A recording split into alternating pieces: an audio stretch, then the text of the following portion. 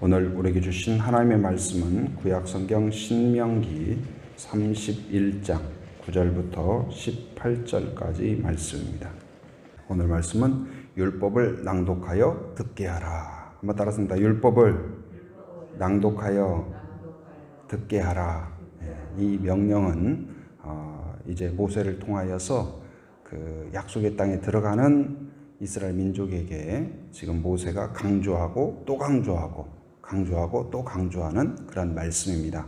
근데 이 말씀은 그들에게만 필요한 것이 아니라 바로 오늘 이 시대를 사는 우리에게도 똑같이 적용되는 말씀이에요. 낭독하고 듣게 하라.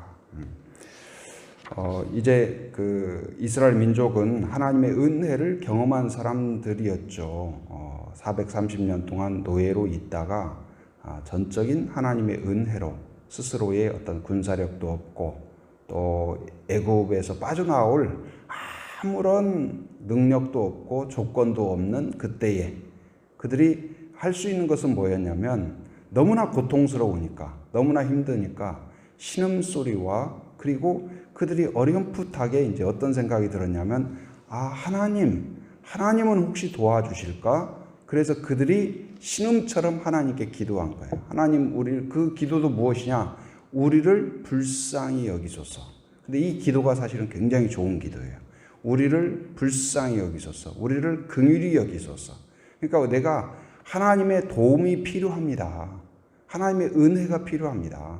근데 이 마음이 하나님의 은혜가 담기는 그릇이에요. 그러니까 사모함, 간절함. 그래서 하나님 앞에 하나님의 은혜가 필요합니다. 하나님의 은혜가 필요합니다 하면서 사모하고 간절한 마음으로 하나님께 간구할 때 하나님께서 돌이키셔요. 그리고 은혜를 베풀어 주셔요. 그래서 그들은 아무런 어떤 하나님 앞에 요구할 수 있는 조건이 없는 그때에 애굽에서 나올 수 없는 그때에 하나님의 그 긍휼하심과 은혜로 한 사람 모세를 세워서 하나님께서 그들을 10가지 재앙으로 애굽에서 나오게 하죠. 그래서 10가지 재앙이라는 것은 뭐 전에도 없었고 후에도 없었고 아주 놀라운 하나님이 살아계신 모습을 보여주신 거죠. 이것은 애굽을 벌주는 그 이상의 의미는 무엇이냐? 이스라엘 백성이 하나님은 살아계시구나. 하나님은 능력의 하나님이구나. 그리고 천지창조를 보지 못했으나 천지창조의 하나님을 경험한 사건이에요. 그래서 하나님이 이런 분이구나. 그래서 그 노예로 살아오면서 그들이 애굽에서 세속화되고 애굽화되고 그랬던 그들이 하나님의 백성으로서 눈을 뜨게 되는 그러한 사건이죠.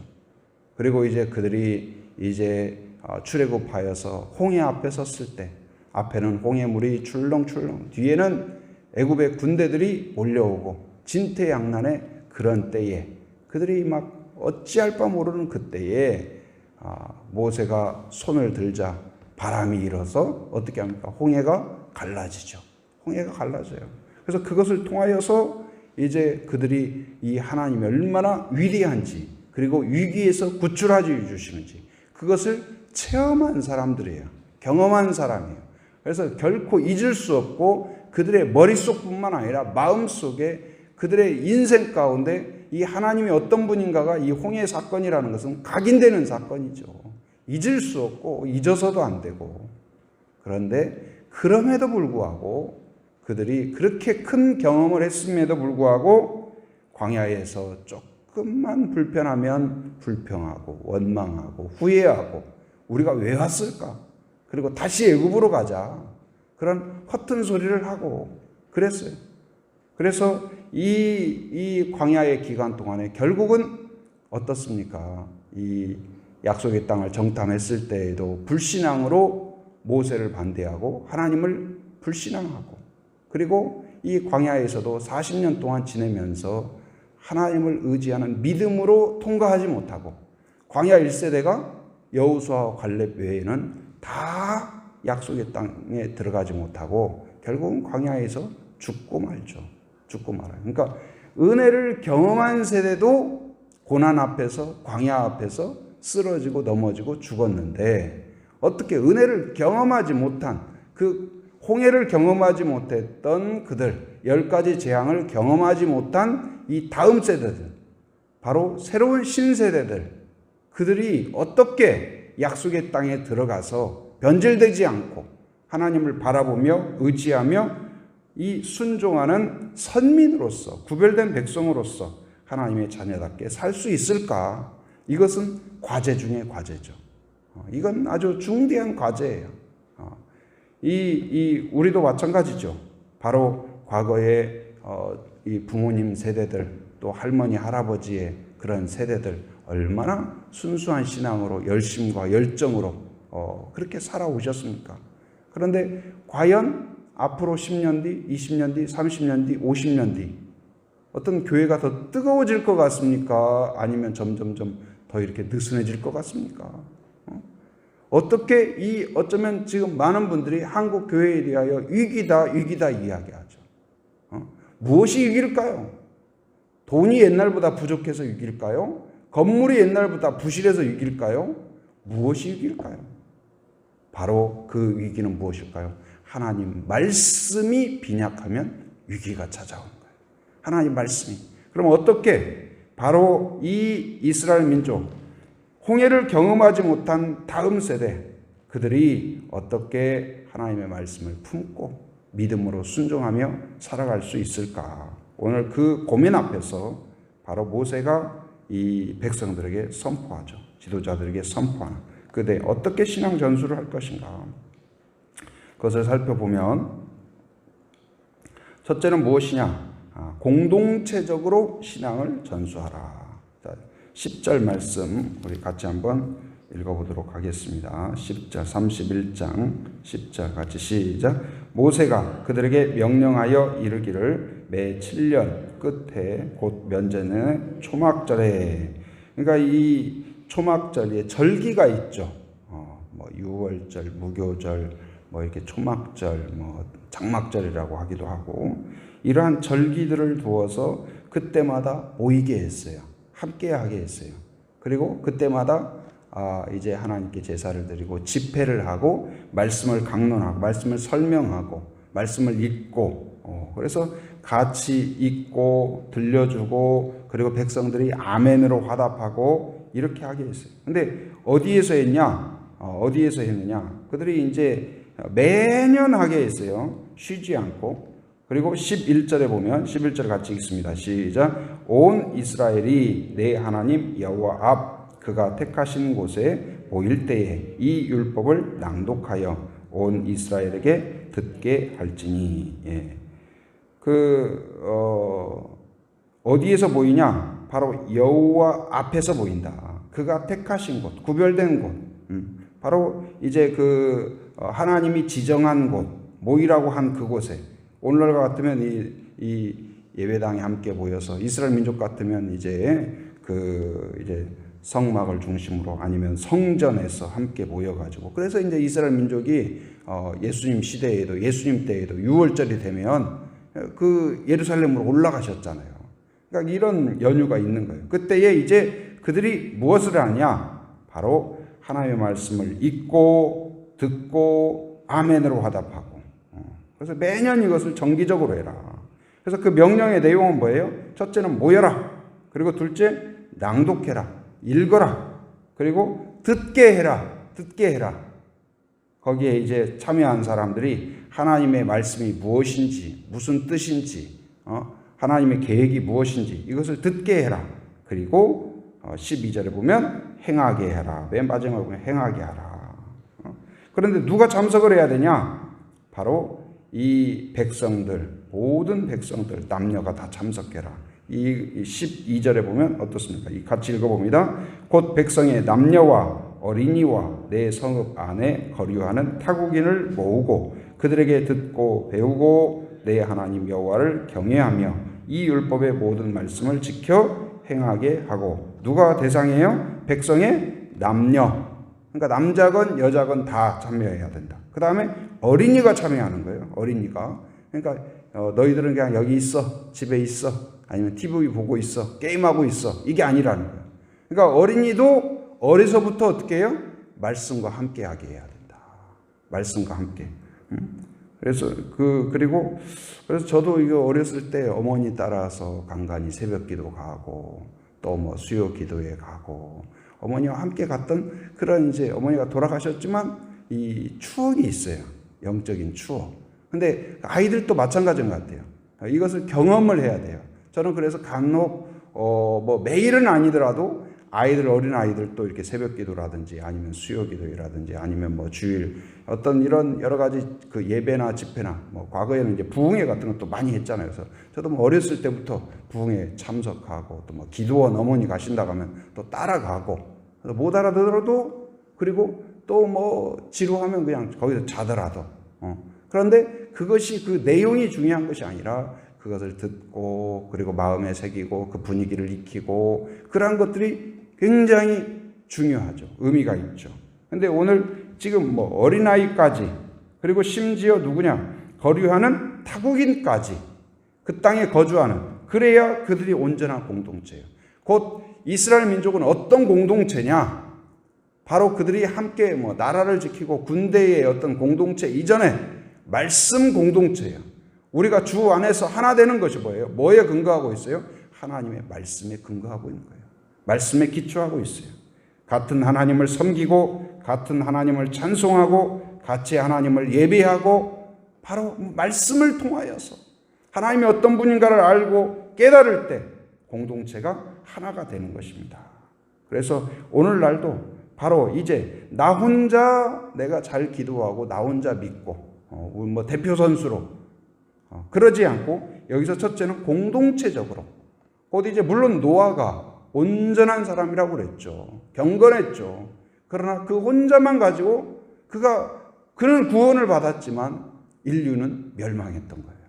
곧 이제 우리가 바로 우리 가정이 그리고 교회가 교회가 공동체적으로 끊임없이 같이 기도하고 같이 예배하고 그래서 공적인 예배와 기도와 이런 것들이 이 시대가 갈수록 이제 그런 부분들이 느슨해지는데 오히려 우리는 더 어떤 이 코로나 이후에 더 강력한 마음으로 더 사모하고 말씀과 함께하고 또 이제 여러 가지 방법으로 물론 대면 비대면으로 우리가 할 수 있는 대로 최대한 더 가까이 모이고 함께하고 물론 이제 거리두기를 실천하고 안전에 조심하지만 그러나 마음과 여러 가지 어떤 활동에 있어서 우리가 지혜를 모아서 더 함께하지 않으면 이게 자칫 우리의 신앙에 굉장히 타격이 되고 느슨해질 수 있다는 거예요.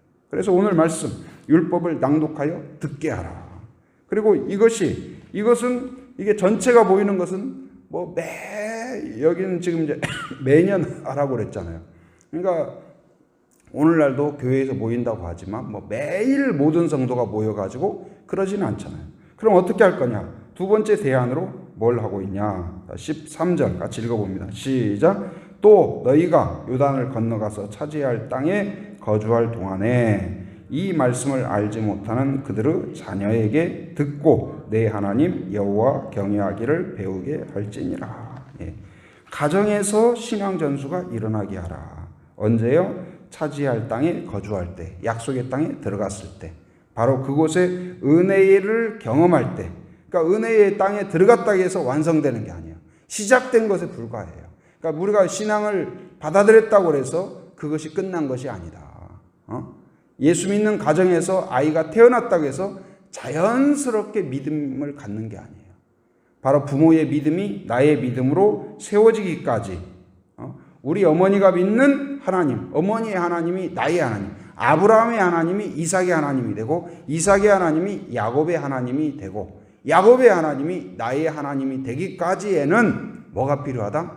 바로 말씀을 읽고 듣고 배우게 해야 된다. 끊임없이. 그래서 말씀을 들려줘야 돼요. 자녀에게 할 수 있는 최고의 선물 중에 하나는 뭘까요? 말씀을 들려주는 거예요. 그래서 아이가 어렸을 때에는 저도 그렇지만 그 아이들 구연동화처럼 성경 이야기를 해주니까 아이들이 얼마나 좋아하는지 몰라요. 제가 그 유아세례 받는 부모들에게 꼭 강조를 했어요. 아이들에게 성경 이야기를 해줘라. 성경 이야기를 해줘라. 그래서 그냥 뭐 틀려도 괜찮고 뭐 좀 부족해도 괜찮다. 그러나 성경에 있는 이야기를 내가 읽고 이해되는 대로 그냥 각색해서 이야기를 해주라. 그래서 아이들이 그 성경 속에서 뛰어놀게 하고 성경 속에서 꿈을 꾸게 하고 성경이 이끌어가게 하고 성경이 위로하게 하고 곧 이제 부모라고 하지만 부모가 다 책임질 수도 없고 부모가 다 그를 지킬 수도 없고 24시간 함께 할 수 없어요. 그러나 말씀을 들려주면 말씀이 그들의 인생을 인도할 줄 믿습니다. 그들을 지켜줄 줄 믿습니다. 그래서 말씀을 끊임없이 어른이나 애나 듣고 또 들어야 돼요. 그리고 들려주고 또 들려주고 또 들려줘야 돼요. 그러면 이 다음 세대 백성들이 새로운 땅, 약속의 땅에 들어갔을 때 바로 변질되지 않고 하나님을 알며 하나님을 경배하며 은혜와 복 가운데 영원히 거주할 줄 믿습니다. 그래서 오늘날 이 시대도 상황이 어떠하든지 어떤 위기 가운데 있든지 말씀을 듣고 묵상하고 깨닫고 즐거워하고 그리고 순종하는 이 선순환적인 은혜가 여러분에게 있기를 바랍니다. 그래서 말씀과 함께하고 자녀에게 신앙이 전수되는 가정이 되기를 주님의 이름으로 축원합니다. 은혜로우신 아버지 하나님 감사합니다. 오늘 또 새 아침을 주 안에서 시작하게 하심 감사합니다. 오늘 말씀과 같이 신앙 전수가 일어나는 교회의 공동체가 되게 하여 주옵소서. 이스라엘 민족이 매년 함께 모여 절기마다 모여서 여호와 앞에서 모이고 낭독하고 듣게 하고 행하게 하였던 것처럼 말씀이 귀를 통하여 또한 마음에 새겨지고 또한 그들의 심장 가운데 새겨지도록 하였던 것처럼 오늘 이 시대에 우리가 교회적으로 공동체적으로 늘 말씀과 가까이 하고 하나님 바른 말씀이 선포되며 또한 어렸을 때부터 말씀을 듣고 배우고 확신하는 은혜가 있게 하여 주옵소서. 또 가정 안에서도 말씀의 전수가 있기를 원합니다. 부모를 통하여 자녀에게 늘 말씀이 전해지고 설명되어지고 가르쳐주고 또한 도와줘서 아이들이 부모의 하나님이 나의 하나님이 되게 하여 주시고 그들이 삶의 모든 영역에서 하나님을 의지하는 믿음의 일꾼들로 자랄 수 있도록 인도하여 주시옵소서. 또한 하나님 아버지 주일을 통하여서 주일과 또 수요 저녁 기도회와 또한 새벽 기도와 공적인 모든 예배마다 하나님의 은혜를 더하여 주시고 성도들의 가슴 가운데 모이기를 사모하고 또한 예배를 통하여서 하나님께 온전히 마음을 결단하고 헌신하고 말씀을 경청하고 사모하는 예배들이 되게 하여 주시옵소서. 또한 순을 통하여서도 서로 나누고 격려하고 축복할 때 말씀과 또한 믿음이 나눠지게 하시고 격려가 하나님 더욱 서로 나눌 수 있도록 인도하여 주시옵소서. 코로나의 상황도 은혜 가운데 속히 수습되고 해결될 수 있도록 인도하여 주시옵소서. 이 나라의 민족도 긍휼히 여겨주시고 대통령과 이정자들에게 지혜를 주시고 하나님 이 땅의 정의와 공의가 강물처럼 흐를 수 있도록 인도하여 주시옵소서. 하나님 오늘 또 새벽을 깨우며 함께한 성도들을 기억하여 주시고 하나님 안전과 건강을 지켜주시며 가정이 온전히 믿음이 전수되는 가정이 되게 하여 주시옵소서. 오늘 또 삶의 현장을 살아가는 모든 성도들 하나님 빗길 가운데 안전을 지켜주시고 건강을 지켜주시옵소서. 해외의 육지에 군에 있는 가족들 자녀들 성도들을 기억하시며 하나님이 눈동자와 같이 보호하여 주시고 오가는 모든 소식 위에 주님께서 함께 하시고 평강으로 인도하여 주시옵소서. 지금은 우리 주 예수 그리스도의 은혜와 하나님의 풍성하신 사랑과 성령의 교통하심 인도하심의 역사가 오직 함께 모여 말씀을 듣고 사모하고 결단하고 헌신하기로 함께하는 모든 성도들 위해 지금으로부터 영원토록 함께 하시기를 간절히 축원하옵나이다. 아멘.